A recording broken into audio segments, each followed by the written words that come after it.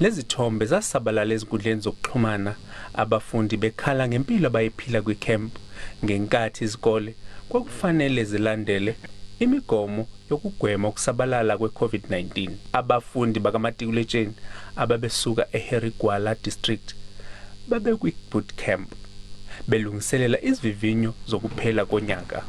Umnyango ukhomba ngenjumbani izisebenzi zawo ezintathu ngokungahambisi ngendlela.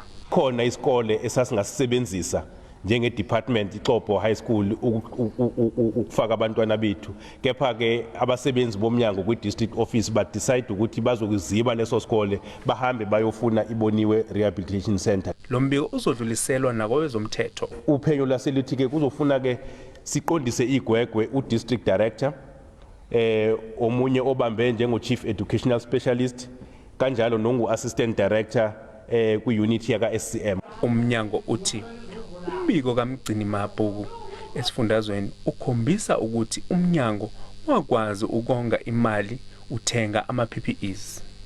Umbiko uthi bakwazi ukonga imali engu300 million ngokukhombisa ukuthi kwaba imali engaphansi kunale ekwakuthiwe isetshenziswe. Kodwa lokhu kuphambene nokwakushiwo iDA eyayikhala ngokuthi umnyango wawuthenga ngemali ephindwe kabili noma kathathu kwejwayelekile. Nondihadebe, SABC News, eThekwini.